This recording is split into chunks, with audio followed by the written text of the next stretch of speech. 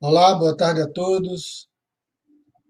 O professor Valente, impossibilitado de comparecer nesse momento, gravou a sua apresentação, a sua palestra, que será transmitida a partir de agora. Desejamos que todos possam aproveitar os ensinamentos tão ricos e tão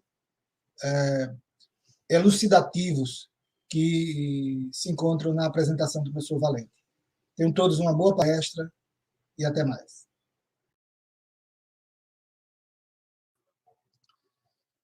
Olá a todos. Dando continuidade aqui à nossa primeira jornada de educação à distância na UFAL, nós vamos trazer, neste momento, para nos agraciar com sua fala, com suas experiências, o professor José Armando Valente.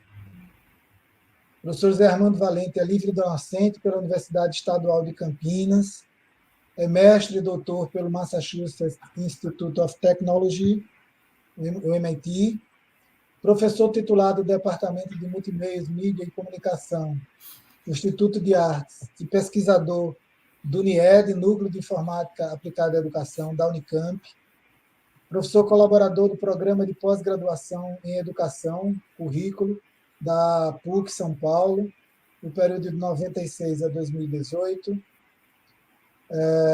Recebeu já o prêmio da Ordem Nacional do Mérito Educativo, prêmios de reconhecimento acadêmico, como Severino Vaz, prêmio de reconhecimento docente pela dedicação ao ensino da graduação da Universidade Estadual de Campinas, é membro do Comitê de Assessoramento da Educação do CNPq no período 2011-2014, membro do Comitê de Assessoramento de Bolsas de Produtividade em Desenvolvimento Tecnológico e Extensão Inovadora do CNPq, também de 2019 a 2022, membro do Conselho Editorial de 12 periódicos, sendo 3 deles internacionais, pesquisador principal do projeto Sistemas Socionativos, financiado pela FAPESP, professor visitante do Lehman Center, na Universidade de Stanford, na Califórnia, de 2017 a 2018, além da orientação de 50 doutorados, 39 mestrados,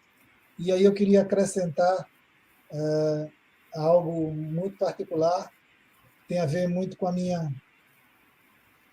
existência também, né? O professor Valente milita pela educação mediada por tecnologias desde os idos dos anos 90, quando, inclusive, foi um elemento importante na criação do Núcleo de Informática da Educação Superior aqui da UFAL, impulsionou a informática educativa no país como um todo, mas aqui na UFAL em particular. Tive a honra de tê-lo como orientador da minha monografia de especialização naquela época, há algum tempo atrás, e esteve conosco aqui em Alagoas várias vezes, auxiliando a criação da informática educativa em Alagoas, né, com uma parceria muito forte com a professora Maria Elizabeth Almeida. Então, professor, é uma honra tê-lo conosco neste evento, né, e embora nós estejamos falando de modo genérico das tecnologias da informação e comunicação e a inovação, o professor tratará especificamente do tema relacionado ao ensino híbrido à mão na massa, como é muito característico e muito particular do professor Valente, trazer questões muito pragmáticas, fundamentadas, alicerçadas teoricamente, né, com muita fundamentação, mas que nos traz aspectos da prática, da vivência, né? E para mediar essa apresentação do professor Valente, nós vamos ter a professora Maria Aparecida Viana, que estará conosco aqui. Professora, sua câmera está desligada. Seja bem-vinda, que fará a mediação. Então, passo a palavra para a professora Aparecida, para que proceda aqui a mediação da palestra do nosso professor. Bem-vindo, professor. Muito obrigado. Professor Armando Valente, é uma alegria, né, estar com o senhor, né, nesse evento, né, contarmos com a sua presença, a sua colaboração, nessa primeira jornada de EAD na universidade, né, e é muito prazeroso a gente dizer que conheceu o professor Armando Valente, que estudou com o professor Armando Valente, e hoje a gente tem essa oportunidade do senhor dedicar o tempo que o senhor pode para discutir conosco sobre esse tema que o senhor vai conversar conosco daqui a pouco, né? Então, agradecemos também, professor, por ter aceito o convite, né, em participar deste evento, e também dizer ao senhor que a sua contribuição, como o Geraldo já falou, não é hoje, mas sim já tem uma linha de tempo, uma história, né, na formação dos professores na Universidade Federal de Alagoas. E, em particular, também na minha formação. Tive a oportunidade de estudar com o senhor na especialização e depois no doutorado, e foi uma experiência maravilhosa. E de lá para cá, acompanho suas publicações, acompanho o seu trabalho, acompanho junto com o trabalho que o senhor desenvolve com a ABEC. Muito obrigada pela sua participação. E para hoje, professor, nós o convidamos para que o senhor pudesse falar um pouco sobre o ensino híbrido, né, mão na massa. Gostaríamos de ouvir o senhor sobre o que é que o senhor tem para nos fundamentar em relação a essa proposta do ensino híbrido. Muito obrigada, professor, pela sua participação. Então, obrigado, Aparecida, obrigado aí, Zé Geraldo, pelo convite. Mais uma vez, né, estar aí com vocês é um prazer na Alagoas, na UFAL. Tivemos aí muito tempo. A gente trabalha com essa ideia de tecnologia na educação, e a UFAL, naquele tempo lá que o Zé Geraldo mencionou, final dos anos 80, foi muito importante, né, para a expansão da uso de tecnologia na educação em centros no Brasil, né? A UFAL foi uma das pioneiras nesse ponto, junto aí com a professora Beth Almeida, que trabalhava junto, né, nessa área de tecnologia na educação. Bom, eu vou compartilhar aqui a tela e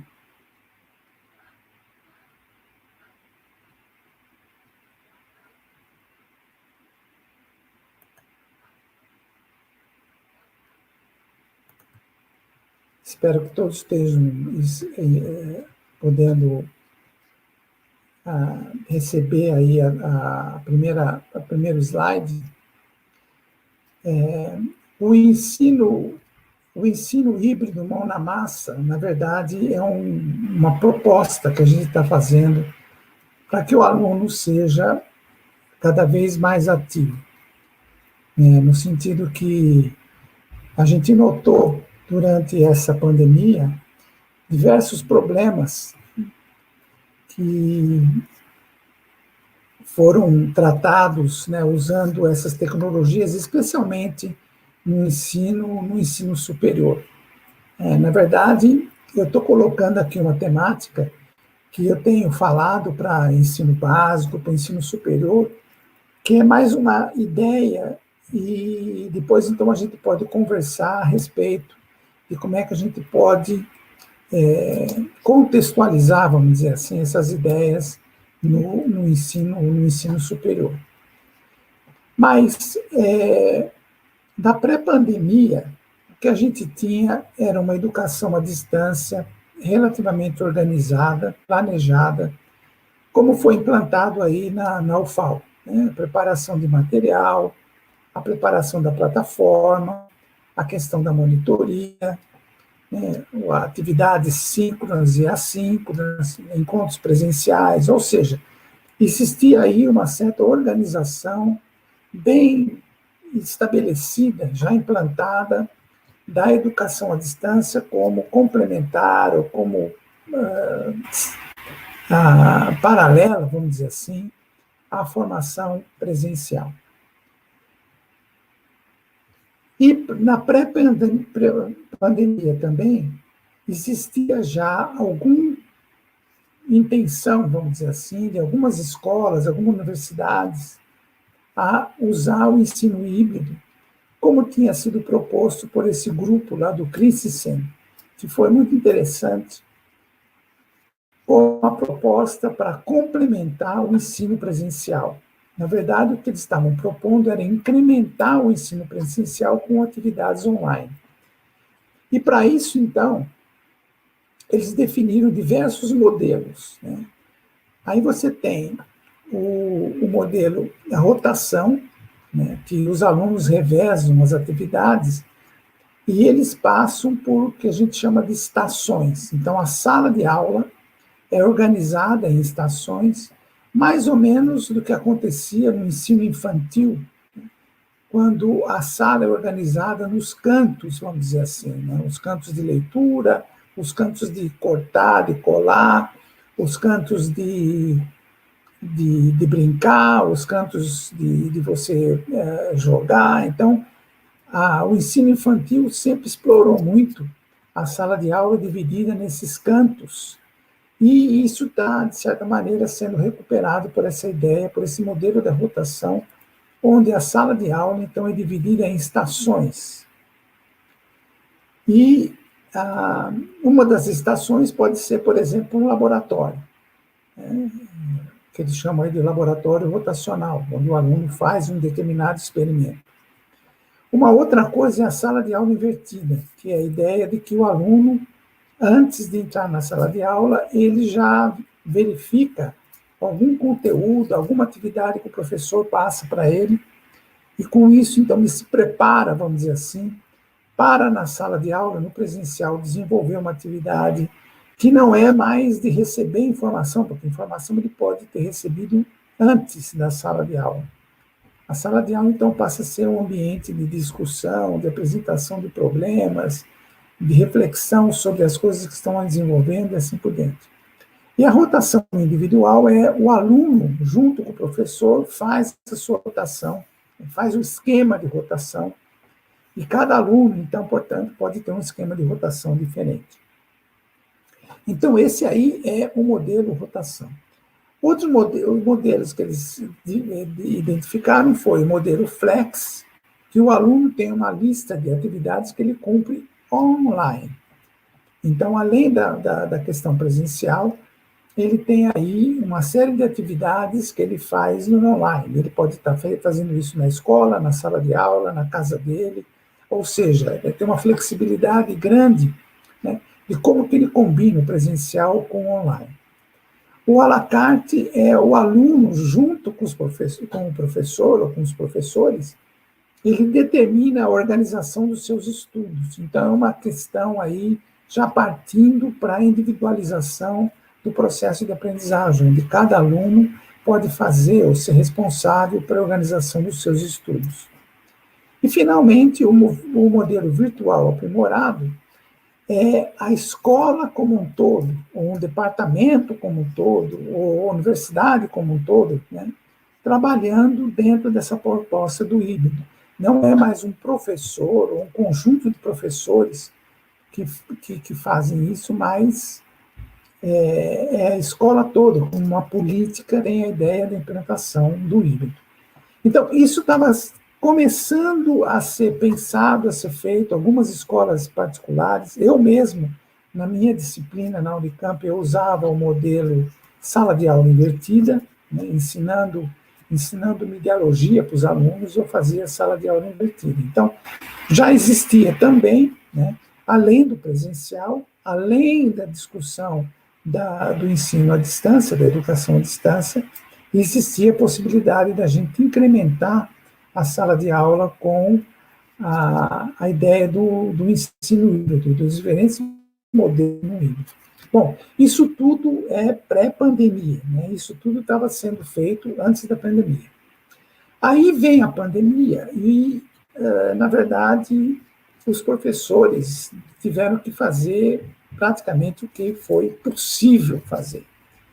E aí, então, foi chamado, né, não é nem bem educação à distância, não é nem bem híbrido, né, não é presencial, porque a sala de aula foi fechada, E o que os professores puderam fazer, usando ou não tecnologia, ou do modo que possa usar a tecnologia, foi chamado do remoto, do improvisado, emergencial. Então, em alguns lugares que não tinham tecnologia, o material era entregue presencialmente, né? Teve escolas que a gente ficou sabendo que colocavam as atividades para os alunos desenvolverem em casa, num saquinho plástico, pendurava lá no portão da escola e alguém passava lá e levava esse material para os alunos em suas casas. Ou entrega do material online, né, via e-mail, por exemplo, ou via alguma plataforma. Atividades assíncronas, que os alunos podiam entrar na plataforma a hora que podia e assim por diante. Aulas síncronas, né? Teve escolas que simplesmente mantiveram o horário de aula e se estava previsto aula de segunda-feira das 2 às 4 horas da tarde, as aulas eram síncronas, né? Via plataforma, mas acontecia na segunda-feira das 2 às 4 horas da tarde e assim por diante. Então, na verdade, esse remoto, ele não é nem bem educação à distância, porque a universidade não teve tempo de se preparar para isso, e nem o híbrido, porque não tem as características daquilo que a gente estava chamando lá do híbrido. Não tem rotação, não tem sala de aula invertida. Na verdade, foi um grande improviso, né, emergência que aconteceu. Bom, e agora a gente está prevendo o que acontece na pós-pandemia.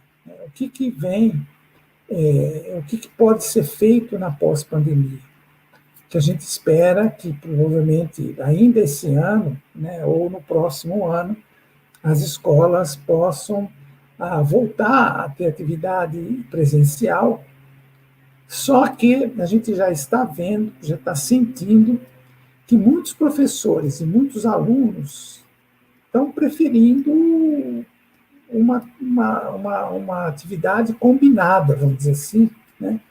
Porque foi muito confortável você ficar em casa, você não ter que se submeter ao transporte, essa perda de tempo que a gente tem, né? de trânsito, e a vida rende muito mais, né? Você não tem certas atividades que você faz na universidade. Por outro lado, o aluno precisa do ambiente da universidade, porque, além de tudo, é um ambiente social, é um ambiente de troca, de reflexão, né, desse convívio que o aluno precisa ter com os colegas, né, com a universidade e assim por diante. Então, tem aí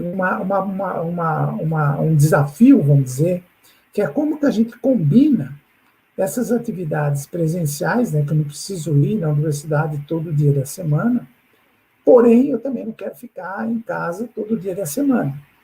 E aí, então, provavelmente, esse ensino híbrido ele pode ajudar muito, né, a resolver essas questões que nós estamos tratando.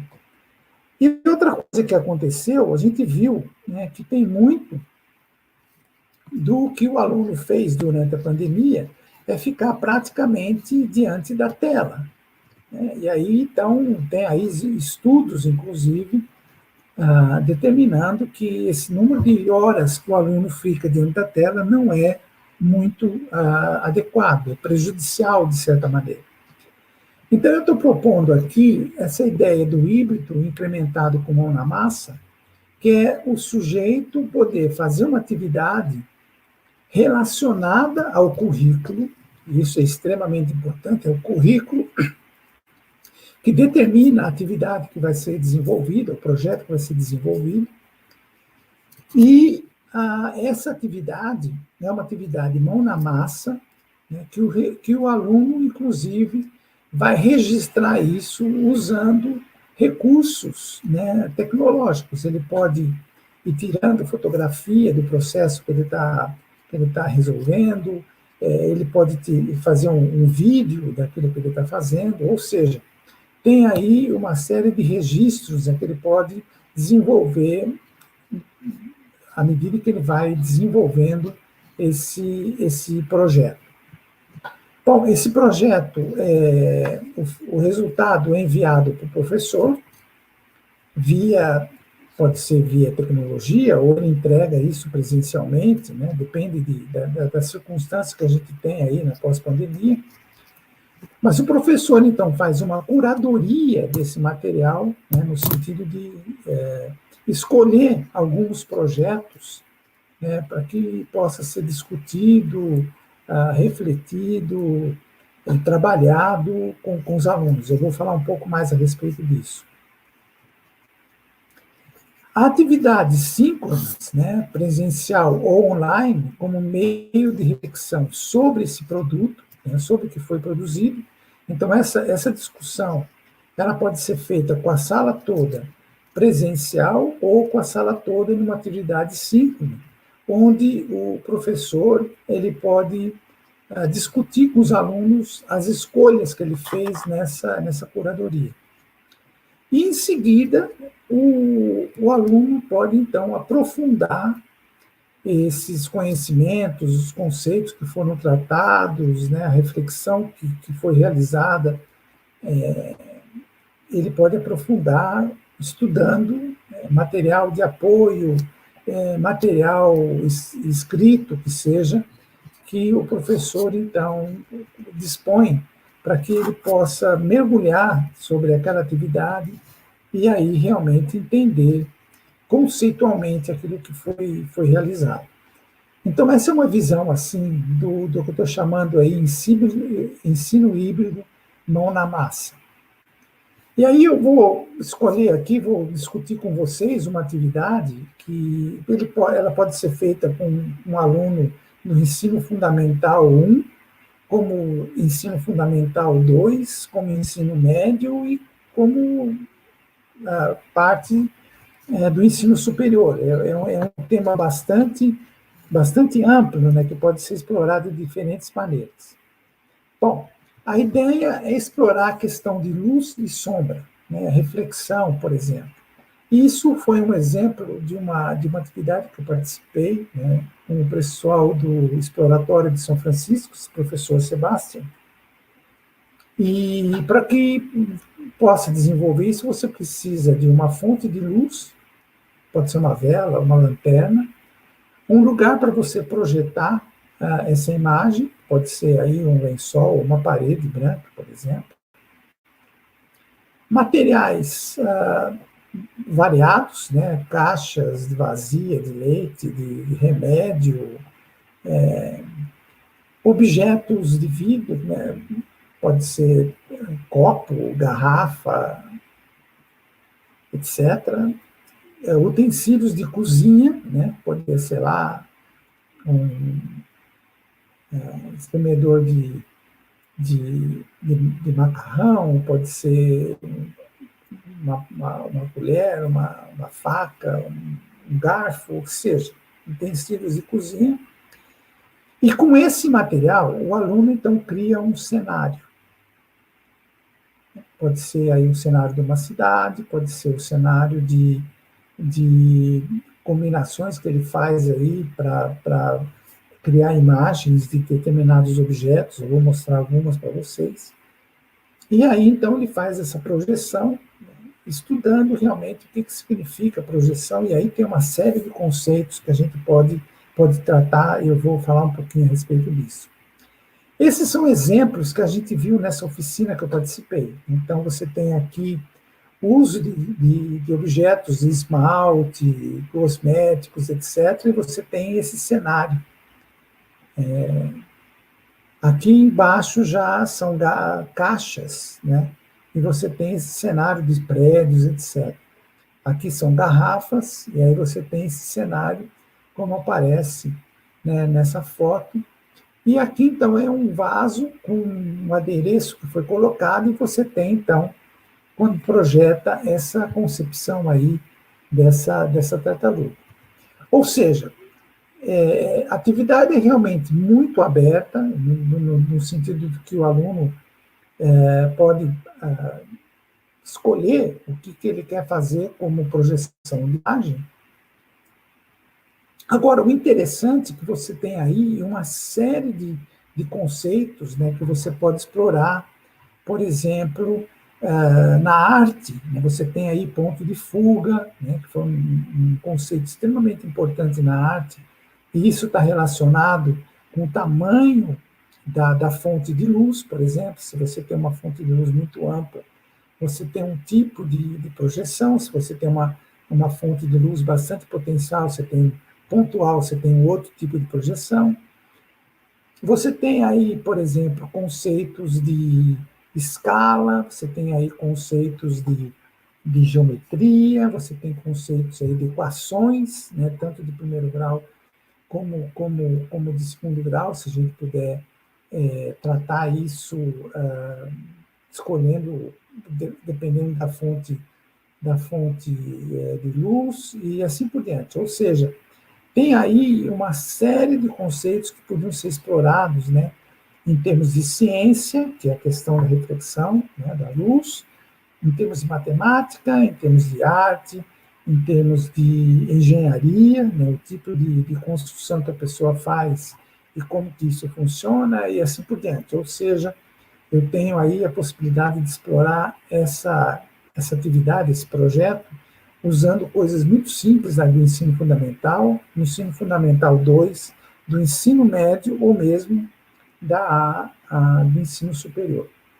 Bom, esse material ele é enviado, né, como está aí, o professor recebeu esses materiais dos alunos, né, que veio na forma de uma descrição muito rápida, que dá para a gente observar aqui, por exemplo, né, a descrição como foi feito esse processo, o que foi escolhido, o que foi usado. Pode vir um filme ou uma imagem a respeito dessa atividade. E o professor, então, agora, ele vai fazer uma curadoria, ele vai escolher dentro desses projetos recebidos, aquele que pode ser trabalhado, o foco, que é o tema curricular. Se eu estou trabalhando matemática, escala, etc., então eu vou escolher segundo esse critério. Se eu estou trabalhando com ciência, eu vou escolher segundo o conceito de ciência que está sendo trabalhado, e assim por diante. Então, com foco no tema, ele escolhe isso em termos de soluções inovadoras, que foram extremamente interessantes, criativas, estéticas, que são as belas imagens, etc., ou sobre conteúdo, que mostra que o aluno não só usou o conteúdo previsto, mas outros conteúdos, e conexões com outros conteúdos, por exemplo, ou, por exemplo, um projeto que não atingiu o objetivo, e aí vale a pena também fazer uma reflexão por que isso aconteceu. Então, baseado nesses critérios, esse professor, então, faz essa curadoria, escolhe um determinado projeto, que esse projeto, então, vai ser agora discutido com os alunos, nessa reflexão que é exatamente como o produto foi realizado, como foi utilizado, como que eu posso melhorar o produto. Ou seja, a gente está trabalhando aqui essa condição de passar do fazer para a compreensão daquilo que foi feito. Por que a gente diz isso? Porque é muito comum a pessoa saber fazer, faz lá o cenário, por exemplo, cria situações extremamente interessantes, mas ela não sabe como que aquilo funciona do ponto de vista conceitual. Ou seja, a pessoa consegue saber fazer bolo, faz um bolo muito gostoso, mas ela não entende absolutamente nada, qual que é o papel da farinha, qual que é o papel do ovo, qual que é o papel do leite, ou da água, do fermento e assim por diante. Ela simplesmente segue uma receita. Isso, inclusive, foi observado por Piaget, que ele viu que, na verdade, você precisa desenvolver atividades que levam o aluno do fazer para o processo de compreensão. E ele mostrou isso, o Piaget descreveu essas ideias em 2 livros que ele publicou, que estão traduzidos e publicados, inclusive, no Brasil, Um é chamado Tomada de Consciência, que foi publicado em 77, e o outro chama, em português, O Fazer e Compreender, que foi publicado em 1978. Por intermédio desses dois livros, o Piaget mostra que existe uma diferença entre você saber fazer, ou seja, você atingir um êxito precoce, de você conseguir fazer o bolo, de conseguir fazer a imagem, de fazer o projeto, etc., mas você não tem condições de compreender conceitualmente aquilo que você faz. E entre o fazer e o compreender, ele registrou essa ideia da tomada de consciência, que é justamente essa transformação dos esquemas que você usa para fazer para os esquemas de noções e operações, né, que são as questões lógicas, que são as questões conceituais aí de matemática, de ciência, etc. E por intermédio desse processo de conscientização desses conceitos, dessas ideias, então você vai passando, né, do fazer para o compreender. Compreendendo, então, aquilo que você faz do ponto de vista conceitual, né, dizendo realmente qual que é a matemática que está envolvida, por que aquilo funciona, e assim por diante. Então, o fazer e o compreender, nesse sentido, permite eu identificar os conceitos que estão envolvidos, e aí, então, eu posso fazer o que a gente está chamando do aprofundamento conceitual, né, dos conhecimentos que foram adquiridos.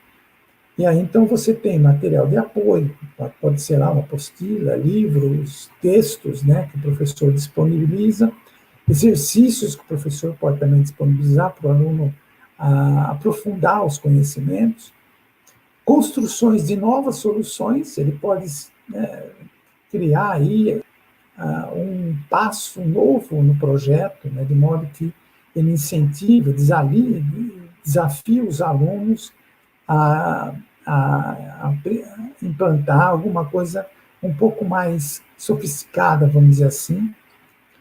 Você pode usar simulações, esse aí é o site, a plataforma do PHET, que tem aí uma quantidade enorme de projetos de ciência, matemática, etc.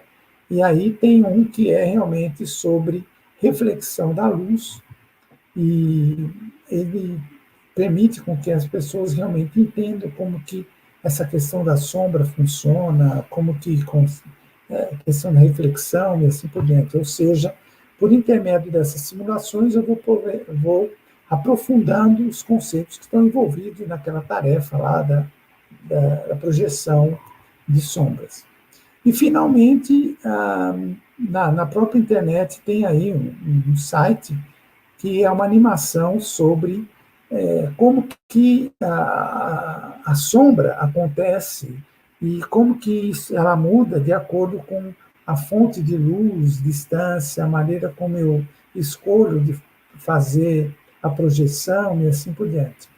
Ou seja, eu estou mostrando aí de um projeto bastante simples, né, como esse, que as pessoas podem fazer aí sem muita dificuldade, né, ela pode levar a atividades extremamente sofisticadas, né, com uso de tecnologias como simulação, uso de materiais, né, com animações e coisas desse tipo, para facilitar esse processo de conceituação. Então, o ensino híbrido, mão na massa, que está sendo proposto aqui, ele combina atividades online e offline, né, porque o aluno fazendo o projeto ele está offline, integra teoria e prática, porque, na verdade, a teoria, a parte conceitual, ela é baseada na prática. O aluno está realizando um produto concreto, que eu estou chamando aí do mão na massa. Existe a reflexão sobre esse produto e a conceitualização com base na reflexão que foi realizada.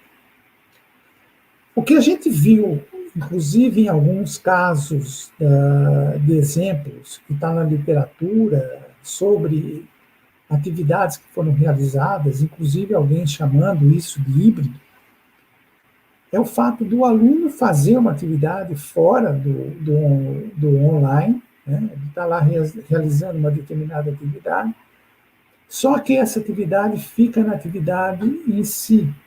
Não existe esse passo que eu estou querendo propor aqui, que é esse de reflexão sobre o produto e a conceitualização com base na reflexão que foi realizada. Por quê? Porque não basta simplesmente fazer, é preciso entender aquilo que foi feito, refletir sobre aquilo que foi feito e, com isso, então, poder conceituar, né, os conceitos que estão envolvidos naquela atividade. Bom, isso muda, né, radicalmente a pedagogia tradicional, porque a pedagogia tradicional é baseada, né, do professor colocar o conceito na lousa, ou passar o conceito para o aluno, teorema de Pitágoras, por exemplo, cálculo, né, teoremas, ou seja, tem aí a questão do conceito, ele faz uma interpretação desse conceito, em seguida existe aí o processo de compreensão desse conceito pelos alunos, da maneira como eles conseguem entender, e aí então o aluno faz uma série de ações, exercícios, né, para fixar o conceito. Essa é a pedagogia tradicional, essa é uma característica, vamos dizer assim, uma caracterização da pedagogia tradicional. Isso, o meu curso de engenharia foi baseado nisso, né? Eu fiz uma série de disciplinas introdutórias, né? Cálculo 1, 2, 3, 4, 5, Física 1, 2, 3, 4, Química e assim por diante. Fiz lá uma série de... Aí começaram algumas disciplinas mais práticas, como resistência dos materiais, e assim por diante. Eles achavam que a gente estava pronto e mandaram a gente fazer estágio, ações, colocar esses conceitos em prática. Esse é o modelo como a gente foi formado, praticamente. E esse modelo, né, do ensino híbrido, a pedagogia mão na massa, inverte isso absolutamente, coloca de ponta cabeça, porque a atividade começa com uma ação, o aluno fazendo, desenvolvendo o projeto. E aí o projeto pode dar certo ou não, ou tem essa fase de reflexão, que é onde a gente vai entender o que está acontecendo com o projeto, se o projeto está realmente funcionando ou não. Existe a questão da compreensão, né, que, como eu coloquei, e para isso eu preciso de teorias, né, que me ajudem a entender por que aquilo funciona, por que aquilo realmente acontece, e, finalmente, eu tenho a questão da conceitualização, que é baseado na reflexão que foi feita, na compreensão e no aprofundamento conceitual que foi desenvolvido. E à medida que eu consigo conceitualizar, ter certeza desses conceitos, eu consigo realizar ações cada vez mais sofisticadas. O interessante é que praticamente tudo que a gente aprende fora da escola, a gente aprende assim, fazendo. Né? Nós aprendemos a andar, engatinhar, falar, namorar, casar, tomar conta do filho, criar família, pela ação. Ninguém foi lá dado um teorema, né? O teorema do casamento.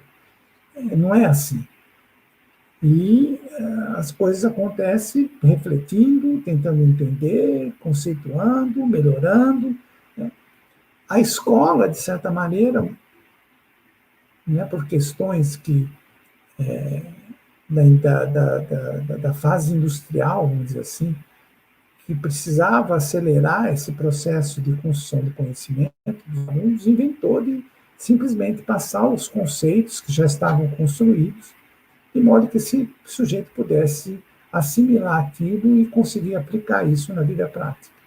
E isso já não está dando mais conta, né, por conta da quantidade de informação que existe, o fato dessa informação estar disponível praticamente em todos os recursos tecnológicos que a gente tem, Ou seja, não tem mais sentido um processo educacional baseado na transmissão da informação, porque a informação está basicamente em todo lugar.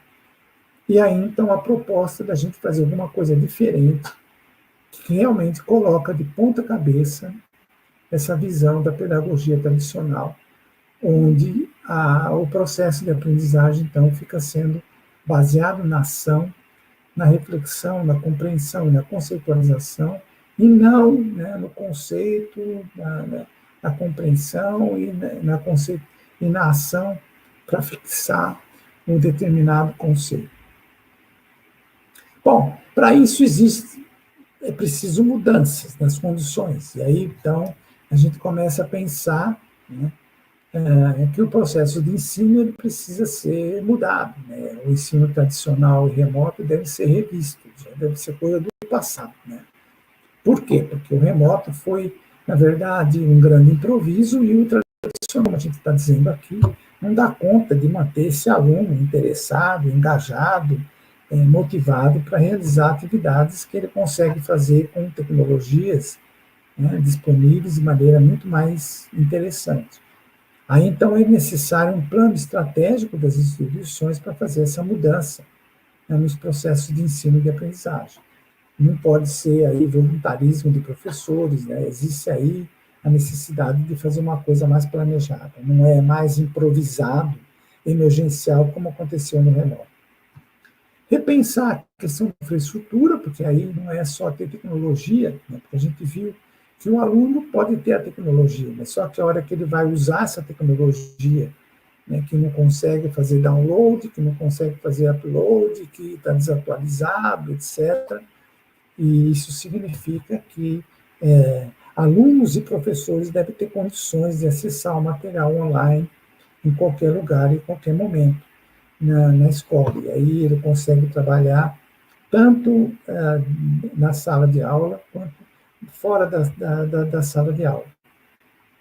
Suporte teórico-pedagógico ao professor, porque não basta ele simplesmente saber fazer vídeo, fazer material, né? A instituição tem que dar suporte de como que é feita essa transição, né? Esse uso pedagógico das tecnologias digitais de maneira adequada. E isso, então, precisa ter o suporte de modo que ele consiga fazer isso de maneira adequada. Formação adequada dos professores e dos alunos, aqui então eu coloco os dois, porque tanto um como o outro precisa ser formado, né? Esse professor transmite informação, e o aluno passivamente receber essa informação do professor. E aí, tanto um como o outro precisa mudar essa abordagem, né? E simplesmente não basta ter o conhecimento tecnológico e o pedagógico. O professor pode saber usar a tecnologia lá nas redes, no e-comércio, etc. O aluno também pode, né, navegar e viver nas redes, mas é preciso que ele saiba usar essa tecnologia do ponto de vista pedagógico.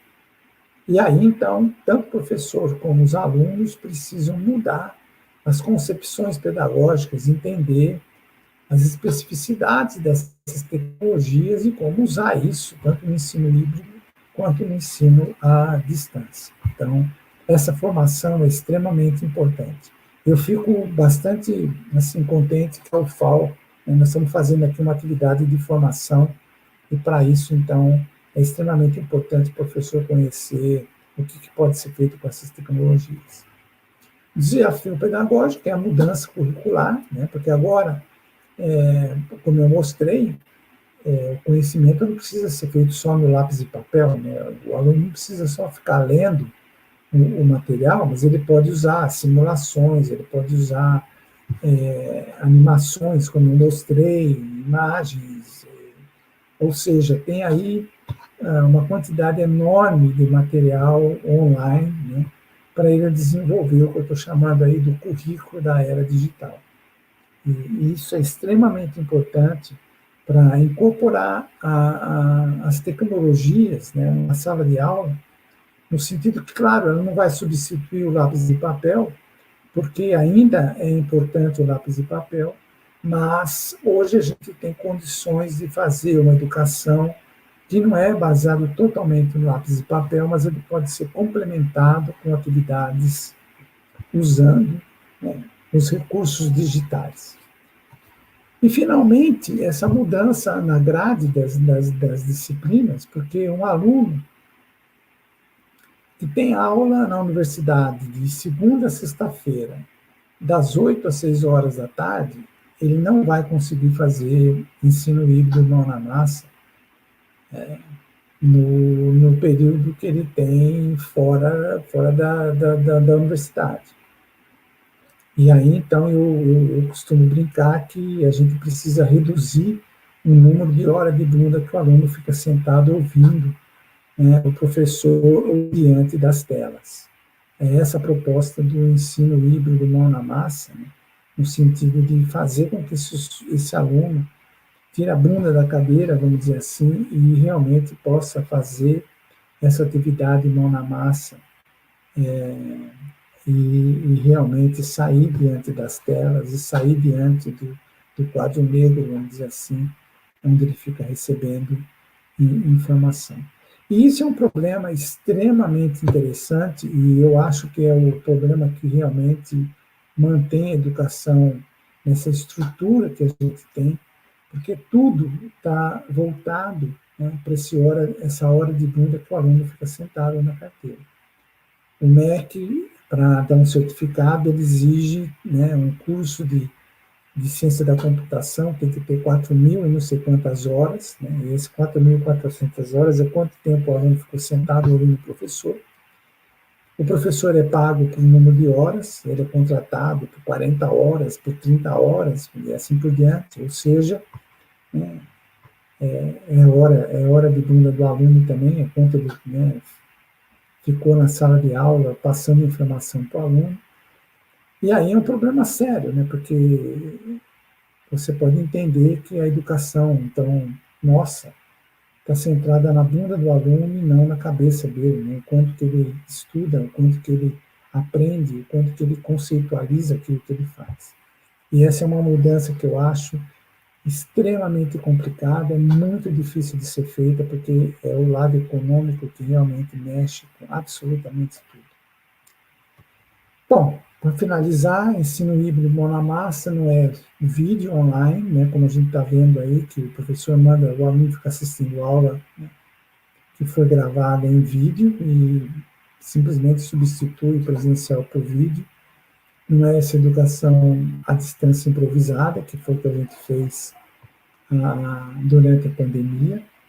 Também não é aula síncrona, como a gente também viu durante a pandemia, que tem professor que tinha lá a hora prevista de sábado, de quinta-feira, das 4 às 6 horas da tarde, e ele deu uma aula de 4 às 6 horas da tarde na quinta-feira, assim por diante. Não é professor trabalhando sem suporte, porque ele também precisa do suporte para fazer essa transição, precisa dessa formação. E aluno trabalhando com uma estrutura e orientação, né? Porque não é aluno simplesmente largado aí e fala, entra na internet, e pega na internet, e assim por diante. Né? Esse aluno precisa de estrutura. É isso. Obrigado, e agora eu estou aberto aí para algumas questões.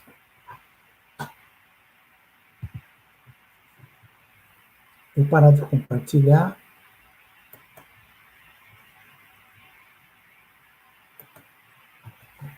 E aí voltamos aí para as questões. Professor Valente, é muito gratificante ouvir o senhor trazendo questões tão inovadoras, tão pertinentes para o nosso meio acadêmico, né? Nós que fazemos a universidade não paramos nesse momento da pandemia. A gestão atual teve uma preocupação de trabalhar a questão da formação do professor, exatamente para entender e compreender, né? E nós ouvimos do senhor essa bela discussão e essa coisa assim muito instigante e provocativa do que nos espera daqui para frente, né? E um uma primeira pergunta que surge, professor, será se nós estamos preparados para isso? Precisamos continuar investindo? O senhor já falou da questão da formação, mas o que é que nos espera? O que é que nós podemos, antes de acabar essa pandemia, o que é que nós, enquanto educadores, precisamos investir, né? Quais são as atitudes, as competências que nós precisamos desenvolver? Essa é uma primeira pergunta que eu deixo para o senhor passar aqui para nós. Bom, Aparecida, realmente essa pandemia tirou o chão do professor, tirou o chão do aluno. Está muito claro, né, que precisa aí ter um certo nível de flexibilidade nas ações, nas atividades que a gente faz.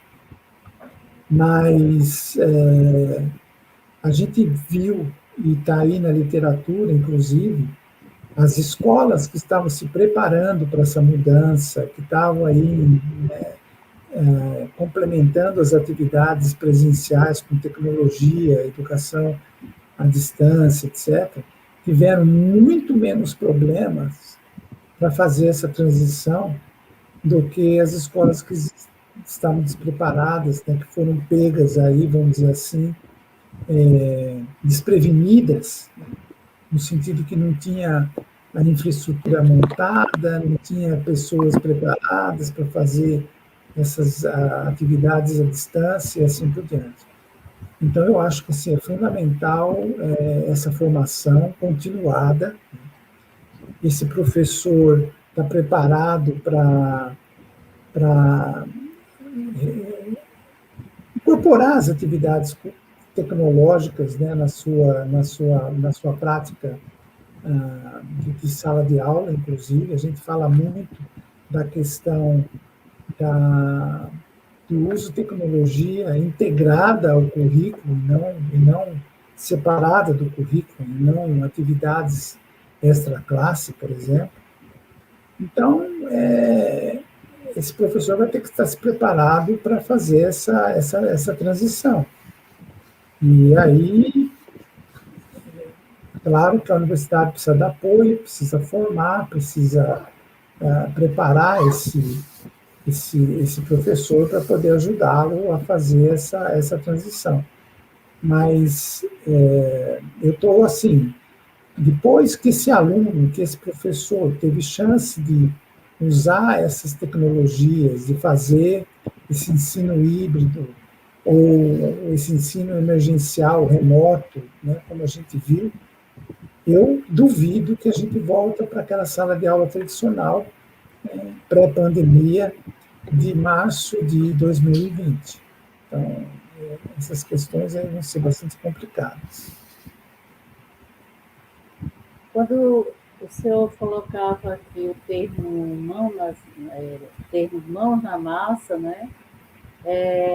Nós tínhamos essa curiosidade que o senhor também nos apresentou, exemplificou e trouxe ainda essa compreensão de como a gente coloca isso na prática, né? Fazendo o inverso, invertendo o que a gente tem feito, o que a gente tem possibilitado aos nossos alunos. Então, essa proposta do ensino híbrido mão na massa, em um aluno começar pela ação, né, alguns podem perguntar, mas como a gente consegue fazer isso com os alunos que estão iniciando sua trajetória na educação, na universidade, né? De que forma? Mas, com certeza, nós já tivemos as respostas que o senhor tão bem explicou aí para todos nós, né? Então, professor, são essas as questões, eu não sei se o Geraldo queria mais, mas são essas as questões que apareceram aqui para o senhor nos responder. Mas nós agradecemos e estamos, assim, super felizes, vou passar para o Zé, estamos super felizes com essa sua contribuição, nesse momento tão importante que nós estamos vivenciando, e que essa gestão da educação à distância vem assumindo, né? Depois de tantos desmontes que nós temos enfrentado, essa gestão tem pensado, tem possibilitado momentos de formação do professor. A Pró-Reitoria, em conjunto, tem possibilitado isso. E o senhor faz parte até desse programa também, né? O senhor também faz parte, não é a primeira vez que o senhor contribui. Então, vou passar para Geraldo, depois a gente continua, né? Tá. Eu vou tentar falar rapidinho aqui, que está começando a tocar uma música aqui vizinha à minha casa. Essa é uma das questões também do ensino remoto, né? De vez em quando a gente tem atrapalhado. Então, vou ser bem rápido. Professor, claramente, em toda a sua exposição aí, fica patente a presença de conceitos como da espiral da aprendizagem do Piaget, como da questão do conhecimento que nos traz do Ausubel, né, dos subsensores, e uma série de conceitos que são fundamentais. Mas a gente observa, do mesmo jeito que observa na geração dos estudantes, observa também na geração dos professores, uma coisa tipo knowledge food, ou melhor, fast knowledge. Né? Do mesmo jeito que tem o fast food, uma espécie de um conhecimento rápido. Então, os professores aprendem as técnicas, técnica da aula invertida, técnica do caso motivador, e aplica. E me parece que não tem o fundamento teórico que dá sustentação.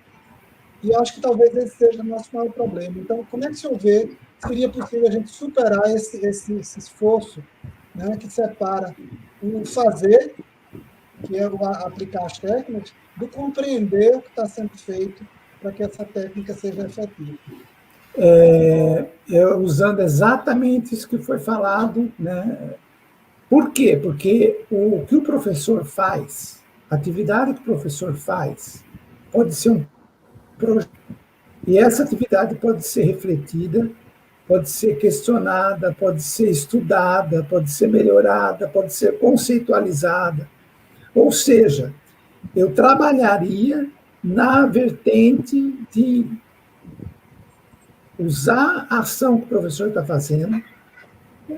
A aula dele, se ele permitir, ele podia ser filmada, por exemplo. A gente podia ir lá com uma câmera, filma, e depois pega aquele filme, né, e vamos estudar o que está acontecendo, por que está sendo desse jeito, por que não foi, né, o que pode ser melhorado, o que pode ser isso, o que pode ser aquilo. Você está falando aí de um conceito piagetiano, que é isso, isso, isso. Né? Você está falando aí do aprendizado, né, significativa, que é o Ausubel, e assim, em cima daquilo que ele está fazendo, que entra a questão conceitual. Não adianta dar aula para ele, ou fazer curso, né, de falar de atividade mão na massa, atividade de educação em sala de aula invertida, metodologias ativas, etc., sendo que ele nunca pratica isso e realmente usa esses conceitos para poder entender como é que eles funcionam, como é que ele contextualiza na sua disciplina, na sua atividade. E eu acho que esse é o problema da formação. Eu acho que a formação do professor está sendo feita de uma maneira muito propedêutica, muito ainda naquela visão de passar a informação para ele. Falar para ele a teoria do Ausubel, do Piaget, do Vygotsky, etc., não muda absolutamente nada. Agora, se a gente pegar a atividade dele e falar, olha, isso que você está fazendo chama X. Isso aí é a teoria, não sei o que, do Paulo Freire. E se você quiser estudar, está aqui o livro do Paulo Freire, que nós vamos poder estudar e aprimorar e assim por diante. Então, a formação ela tem que ser feita coerente com aquilo que a gente quer fazer. Então, agora, na PUC, nós estamos fazendo um trabalho de formação do professor trabalhar o ensino híbrido mão na massa, fazendo a formação mão na massa. Os professores estão desenvolvendo projetos para a gente discutir depois e mostrar para eles como é que faz isso. Uma notícia em primeira mão para os professores da UFAL é que nós já estamos planejando para o início do próximo ano uma oficina com o professor Valente e a professora Maria Elizabeth Almeida sobre projeto de aprendizagem, colocando a mão na massa. Exatamente, mas eles vão ter que colocar a mão na massa, não é dando aula, não é dando teoria, né, PowerPoint. Acho que a gente pode fazer uma apresentação rápida, né, como a gente fez aqui, mas o sujeito tem que botar a mão na massa. Não tem condições. Professor, durante o período da pandemia, eu tive a possibilidade de participar também de formação de alguns professores, que nós chamamos do curso de docência online, né? E nesse curso, nós levamos uma proposta de que eles pudessem planejar, pensar sequências didáticas e que pudessem aplicar no semestre letivo. E, em seguida, a gente registrava essas experiências por meio de um artigo. Então, nós temos, daqui a pouco nós vamos lançar aí uns e-books que nós organizamos, onde esses professores colocaram em prática, relatam suas experiências, suas e de seus alunos. Quer dizer, estamos em um caminho acertado de colocar a mão na massa, vivenciar, né? E experimentar de acordo com a proposta de Paulo Freire, né? Ação, reflexão, ação. Né? E o senhor fala, professor, que as mudanças para chegar a esse nível de proposta são complicadas, né? Mas eu acho que nós precisamos começar, né? Exato. Então, professor, Porque o aluno também hoje experienciou coisa diferente. Esse professor também experienciou coisa diferente. E aí, então, eu acho que é uma oportunidade incrível. A gente pode reclamar da pandemia, mas a pandemia realmente mostrou que a tecnologia pode ser extremamente útil, porque se não fosse por ela, a gente não conseguia fazer nada. Isso. Pois é, então eu concordo também com não vamos voltar do mesmo jeito que nós iniciamos e hoje essa compreensão do ensino tradicional, do que nós fazíamos com aulas expositivas, pode ser válidas, mas não pode ser a única alternativa, né? Exatamente. Muito obrigada, professor. Eu agradeço a você, Aparecida. Para o senhor fazer e aí, como o Zé Geraldo falou, vamos ver se a gente se encontra no próximo ano para fazer essa oficina. Precisa montar um esquema, né? Mas saber que o professor vai ter que colocar a mão na massa. Ok. Tá Muito bom? Obrigada. Viu, bom fim de ano para vocês aí, boas festas e descanse também, né? Porque acho que foi um ano bastante complicado. Também. Né? Tudo de bom para o senhor. Saúde e paz. Um abraço para você, então. Zé Geraldo, um abraço para você também. Tudo de bom, viu? Você está mudo. Microfone, Zé. Seu microfone, Zé, está desligado. Você está desligado. Desculpe. Eu acho que essa foi a palavra que a gente mais falou. Você está mudo e abra a tela. Ou então, às vezes, parece que a gente está dando aula, parece que está numa sessão espírita. Né? Tem alguém aí? Por favor, alguém se manifeste. Mas, professor, muito obrigado em nome da UFAL, em nome do magnífico reitor. Que é isso. Mais uma vez, essa contribuição fantástica. Qualquer coisa aí avisa, manda reclamo. Um abraço para vocês, tudo de bom. Tchau. Tchau, tchau.